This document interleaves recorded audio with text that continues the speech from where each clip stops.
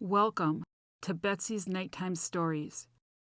Tonight we dive into the hilarious adventures of Leonard and Leroy at Bungling Brothers Moving Company. Today's story features a couch that seems to have a mind of its own and two movers who are about to discover that moving furniture can be a lot more complicated than it looks. Once upon a time, in a bustling city, there was a moving company called Bungling Brothers Moving Company. This company was renowned more for its comedic disasters than its efficiency. At the helm were two well-meaning but bumbling movers, Leonard and Leroy, who were starting their very first day on the job. As Leonard rolled up to the office, he was met with a chaotic scene. The place looked like it had been hit by a tornado. Mismatched furniture was scattered about, papers were everywhere, and a coffee maker sputtered ominously in the corner. It smelt so bad from weed that within a few minutes of being there, you'd feel high as a kite. A motivational poster hung crookedly on the wall, reading, "Success is just a couch away." In the midst of the mess, Big T, the owner of the company, was on the phone, feet up, puffing a doobie, barking orders while trying to organize the chaos. Leonard chuckled to himself and thought, "Man, this is going to be a wild ride." "Yo, Big T," Leonard called out, waving. After hanging up the phone, Big T looked up, scratching his head. "Where's Leroy? I thought he'd be here by now." "He's probably laying a dump in the toilet before we leave," Leonard replied with a grin. "You know, sometimes I gotta let out a huge one, like what an elephant might drop. I gotta get out that big sucker and suck that stuff out. One time I plunged down hard and all that brown crap came right up back in my face. Man, I must have eaten something my insides didn't want because that crap smelled. It smelled so bad, I blew right back into that crap pot. I thought I was going to need a lifeguard for that one." Just then, Leonard's phone rang. Seeing Leroy's name flash on the screen, he headed outside so Big T wouldn't hear who he was talking to. He answered with enthusiasm. "Yo, my professional mover partner, you ready to rock this moving gig?" "Man, we gonna be late for our first job." "I can't afford to lose another job. I need to feed my little guinea pig," Leroy said, sounding perplexed. "You were supposed to be here 10 minutes ago." "Wait, where's here?" "The storage unit, bro," Leroy said, annoyed. Leonard confused. "Oh, snap. That's my bad. I'm on my way. Just hold tight. I'll be there in a jiffy." "Make it a fast jiffy, please," Leroy replied, rolling his eyes. Minutes later, Leonard came flying into the parking lot of the storage unit, running over the curb and slamming the brakes to not hit Leroy, who was pacing the lot like a caged lion. "Sorry, man, I got caught up in my excitement," Leonard said, hopping out of the truck. "Excitement? If moving a couch is this exciting, what you think moving a fridge full of food would do for you?" Leroy shook his head. As they hopped into the truck, Leonard told Leroy that maybe someday they will work up to moving refrigerators. "Can you imagine all the grub we could eat? We'd have to empty that bad boy out before moving it all. I hope our first fridge job has chocolate chip cookie dough in it. Yum, my mouth is watering just thinking about it." Leonard sat in the truck with a big grin, eyes practically sparkling. He took a deep breath and said, "Here we go, partner." After a bit of fiddling with the keys and a couple of accidental honks, they finally set off toward Mrs. Johnson's apartment, running over the curb again. "Man, that curb needs to be moved. I'm a great driver, and look how easy it is for me to hit it." Upon arriving at Mrs. Johnson's, they were greeted by the sight of the infamous vintage couch. A massive, flashy piece covered in floral patterns that seemed to take up half the living room. Leonard's eyes sparkled with mischief. "Yo, this is a beauty." He hugs the end of the couch and says, "We're professionals and we're going to take good care of you." Leroy looked at the couch and then the door. How the heck did it even fit in here? Mrs. Johnson sighed, her expression turning nostalgic. "It was a nightmare getting it in, but it's been in the family for years and we can't leave it behind." "No worries, us professionals got this," Leroy said, trying to channel some of Leonard's energy. They both grabbed one end of the couch and Leonard counted down. On 3. 3, 2, biscuit! They lifted, but the coach was heavier than they had imagined. It felt like lifting a small car. They struggled, wobbling dangerously as they attempted to maneuver it toward the door. Then, boom, it went down on Leroy's foot. He started screaming and dancing around in pain like he was auditioning for a Broadway show. Shh! Suck it up, Buttercup. You're making us look like amateurs, Leonard whispered. It really hurts. I think I broke my big toe, Leroy yelped, dramatically removing his sock to reveal a toe that looked like it had been in a boxing match with a brick wall. Man, you gotta bathe. You reek. Leonard took a step back, waving his hand in front of his nose. Put your shoe back on before Mrs. Johnson comes back, and grab that spray on the fireplace. Spray the stink out of this place. Fine, I'll take one for the team. Don't worry about my broken toe. I'll live. No pain, no gain, Leonard shouted, his determination solid. They inched toward the door, but just as they thought they had it, disaster struck.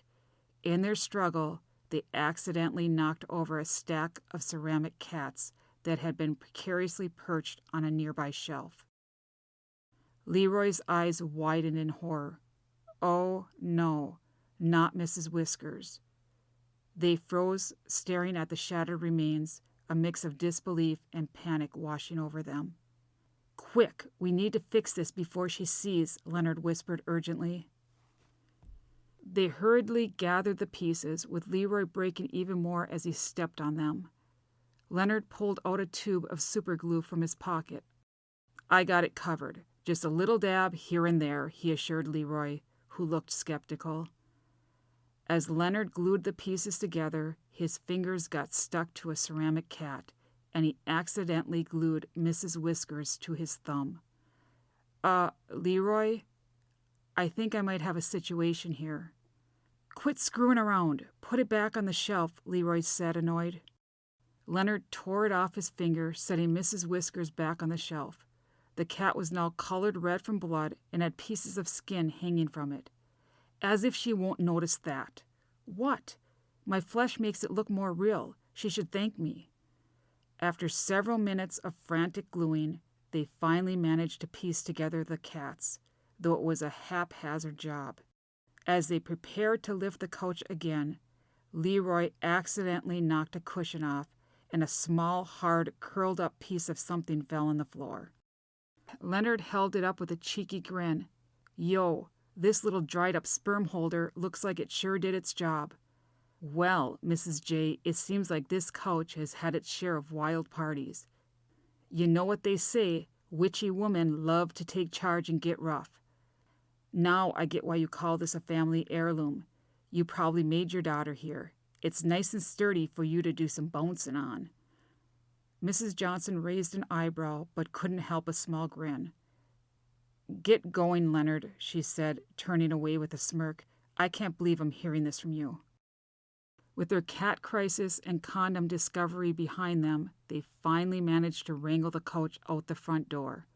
However, as they tried to navigate the narrow hallway, they found themselves completely stuck. It's a tight squeeze, Leroy panted, beads of sweat forming on his forehead. Leonard, still determined, replied, We just need to angle it, Be careful, though. This ugly, flowering sex bus is even more special to Mrs. J than I realized. He gestured wildly, trying to demonstrate the right angle, but in doing so, he lost his grip. The couch slipped from their hands and flew backward into the apartment, crashing into the wall and knocking over a lamp. My wall, Mrs. Johnson cried from inside, her voice filled with exasperation. It's just a wall, Mrs. J. That's an easy fix. We can come back tomorrow and take care of it, Leonard said, smiling. That will not be necessary, Mrs. Johnson said. Let's just get this couch out of here. Come on, you little love bus, Leonard said to the couch. After a series of butt pushes and a loud crunch to the back of the couch, they finally got the couch down the stairs. However, in their excitement, they left the front door wide open. Suddenly, Mrs. Johnson's cat, an adventurous tabby, bolted past them with the speed of a cheetah. "The cat!" Leroy shouted, his eyes widening in realization. "No, get it!" Leonard yelled, his voice rising as he took off after the furry escape artist. They sprinted after the cat, which zigzagged through the neighborhood, narrowly avoiding pedestrians, mailboxes, and even a bewildered dog that looked like it had just been told it was going to the vet. The dog, a scruffy little terrier with a bow tie that was probably more stylish than any of their outfits, barked at them as if saying, "What are you two clowns doing?" "Why didn't we just move the cat first?" Leroy gasped, trying to keep up. As they chased the cat into a nearby park, it leaped onto a picnic table filled with food. In their haste, Leonard and Leroy crashed into the table, sending potato salad flying everywhere. "This is not how I pictured my first day," Leonard exclaimed, covered in salad. "But this salad sure is tasty." He grabbed potato salad off his head and ate it. "Hey, can I get a can of pop from the party group?" he called out to the bewildered picnickers, who just stared at him like he was crazy. "Forget the pop, my cat needs me," Leroy yelled as he took off running again to try to catch up with the tabby. Finally, they cornered the cat, but just as they thought they had it, the feline leaped onto a tree branch, looking down at them with a smug expression. "We're not tree climbers, Leonard," Leroy exclaimed, panting heavily. Leonard grabbed a rock and threw it at the cat gently, hoping to knock it down while Leroy waited patiently to catch it. Startled, it fell right onto Leroy's head, sinking its nails in. As Leroy yelled, "Get off! Get off!" Leonard grabbed the cat, who was now hissing at him. "Quit hissing," he yelled at the cat, which promptly bit him on the nose. Meanwhile, Leroy had blood coming from his bare head. After managing to catch the cat, they returned it to Mrs. Johnson, who was now standing outside with her arms crossed, glaring at them. Her cat was shaking and kept hissing at them. "You two are the worst movers I've ever seen," she said, her voice dripping with sarcasm. "Do you see how scared my little Lou is?" Leroy went to pat the cat, who hissed once more and scratched his hand. Leonard, trying to salvage the situation, replied, "But we made it exciting, right, Mrs. J? Bungling Brothers is known as a fun and welcoming team." Mrs. Johnson raised an eyebrow. "Welcoming? More like a warning label. You know, no professional businessman is going to name his company that." "Maybe we'll get a lot of business from people moving things they want junked," Leonard suggested, trying to sound optimistic. "Speaking of which, could you put in a good word for us with Big T?" Leonard asked. Mrs. Johnson smirked. "You destroyed my wall, cat display, and almost lost my precious little Lou. And you would like a good reference?" "Yes, and thank you, Mrs. J," Leonard smiled. As they packed up the couch and prepared to leave, Leonard and Leroy realized they had accidentally swapped a box of rubber chickens with another family during the move. They had been so focused on the couch that they didn't check the other items they were transporting. "Who knew moving could be so paltry?" Leroy said, holding one up with a grin. Leonard burst into laughter. "Guess we'll have to wing it." With that, the two friends climbed into their truck, their hearts light and spirits high, ready for whatever ridiculous adventure awaited them next. After the chaotic chase and spectacular mishaps of the day, Leonard and Leroy finally managed to get the infamous vintage couch down the stairs and into the back of the moving truck. However, as they drove to the storage unit, the truck hit a bump in the road, and suddenly the back door of the truck swung open. "Whew! What was that?" Leonard shouted, looking back just in time to see the couch tumbling out of the truck like a hefty floral-patterned cannonball. "Not again," Leroy yelled, slamming on the brakes as they watched the couch roll down the street, gathering dust and dirt like a toddler in a mud puddle. With a collective sigh, they hopped out of the truck and ran after it. The coach finally came to a stop in the middle of a park, right next to a puzzled group of picnickers who stared at the coach as if it was an alien spaceship. "Is it supposed to be there?" one picnicker asked, pointing at the coach. It's a performance art piece, very unique," Leonard quickly replied, trying to salvage their dignity. Leroy rolled his eyes and said, "Let's just get it back in the truck before someone assumes it's a free-for-all." They managed to hoist the coach back into the truck, and after a few minor mishaps involving a stray dog and a skateboarder, they finally reached the storage unit. The moment they opened the back of the truck, they were greeted by the sight of the coach, now covered in a layer of grime. "It's like it took a mud bath," Leroy chuckled, wiping his brow. "Perfect. Just what I wanted," Leonard said sarcastically. "A filthy coach that looks like it survived a tornado." They dragged the coach into the storage unit, the old wood creaking under the weight. After a few heaves and grunts, they finally got it inside. Leonard, panting, leaned against the wall and said, "I'm ready to be done for the day. You head home. I'll call Mrs. J and let her know the coach is safe in storage." While Leonard called Mrs. Johnson, Leroy slumped onto the couch, completely exhausted.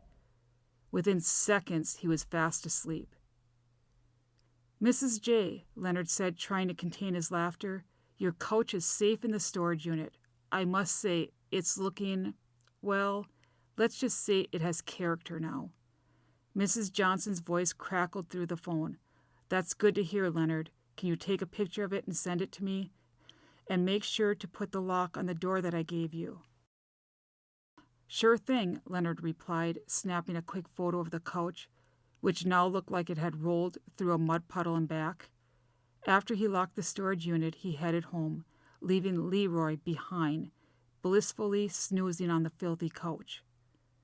The next morning, Leonard arrived at work, only to find the office eerily quiet. "Leroy," he called out, but there was no response. Concerned, he pulled out his phone and dialed Leroy's number. "Hey, it's me, Leonard, your professional mover partner. Just wanted to check in. You know, yesterday wasn't that bad of a day. I mean, we lost a couch, chased a cat, got a few bumps and scratches, and what a workout. We're going to be lean, mean mover machines if we keep this up. The ladies are going to love us. So please come to work. I need my partner in crime. I can't do this without you. Remember, you said you wanted to be a moving legend. Or was it a moving legend in training? Either way, I need you here. Also, bring snacks. I'm starving. Remember, your little guinea pig will go hungry if you don't make some moolah. You don't want your bestie to die, do you?" As he left the long-winded message, he glanced at the picture of the couch he had taken. Something seemed off. Wait a minute. Leonard squinted at the photo. There in the corner of the image was a foot, a familiar foot. "Leroy?" Leonard shouted. Panicking, Leonard rushed back to the storage unit, only to find the door locked tight. He knocked on the door, his heart racing. "Leroy, you in there?" "Yeah," came a muffled voice from inside. "How did you manage that?" Leonard asked. "I don't know. Some idiot locked me in. Movers are supposed to do a quick scan of the room before leaving." "Point noted," Leonard replied, shaking his head with a grin. "Now get me out of here," Leroy pleaded. "All right, stay calm. I'll figure this out." Leonard paced back and forth, contemplating his options. Should he call Mrs. J for help or just break the lock? He would have to go home to get something to break the lock. Leroy will be even more annoyed, he thought. After a moment, Leonard decided to call Mrs. Johnson. He called her number, but instead of the usual pleasant greeting, he was met with a stern, "What now?" "Hey, Mrs. J, it's Leonard. We have a bit of a situation." "Leroy is locked inside the storage unit," he explained, trying to sound serious. "Locked in? How did that happen?" she asked. It was an accident. It really isn't his fault. The love bus is very comfy, and we worked hard today. He fell asleep on the couch. Can you come with the key? Fine, but you two better not be getting into trouble, she replied, sounding annoyed. A short while later, Mrs. Johnson arrived at the storage unit with her arms crossed, her expression a mixture of annoyance and disbelief. She stood with a police officer who was sent there because of a possible break-in. All right, what's going on here? The officer asked, raising an eyebrow. Well, my partner, Leroy, is locked in, Leonard said. Locked in? You two have a fight and you kicked him out? The officer chuckled, shaking his head. No, not that kind of partner. We are professional mover partners. As they stood there, beads of sweat forming on their foreheads from the tension and embarrassment, Mrs. Johnson's voice cut through the air. Arrest them, she exclaimed dramatically, her tone full of mock seriousness. Wait, what? Leonard shouted, panic rising in his chest. He dashed over to Mrs. Johnson, pleading, Please give us a break. It was our first job, and we have another one to get to. Leroy chimed in. Yeah, I can't feed my little sweet guinea if I don't make money. Mrs. Johnson's stern expression softened as she looked at the couch, now covered in dirt and grime.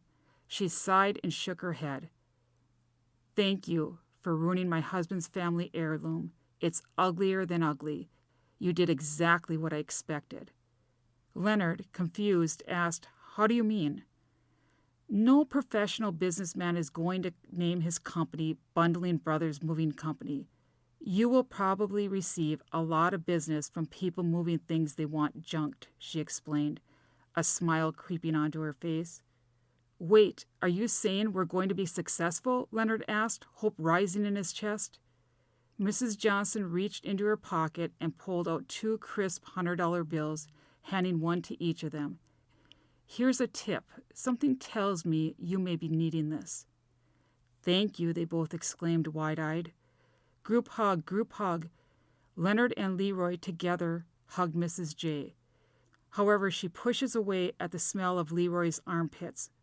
Leonard, gagging, says, You need to bathe, man. Can't be coming to work smelling like a weed garden that just went up in flames. Leroy rolls his eyes. Thanks to your professionalism, I didn't get a chance to bathe. As Mrs. Johnson turned to leave, she added, And maybe next time, don't sleep on the job. Next time, can we come back to work for you? We can fix your wall, Leonard said, smiling. The officer chuckled and said, Have a good day, gentlemen. As Mrs. Johnson walked away, Leonard turned to Leroy, his eyes shining with newfound enthusiasm. See, we keep our customers happy, and we're going to make a lot of money. With renewed energy and a few laughs still echoing in their minds, Leonard and Leroy hopped into the truck, ready to tackle whatever adventure awaited them next. Man, you gotta bathe, dude. You're gonna stink our customers away. And so, dear listeners, as you drift off to sleep tonight, ponder this. If you ever find yourself in a moving truck and see a couch tumbling out of the back, just remember, life is messy, but laughter is the best way to clean it up. Pleasant dreams and good night.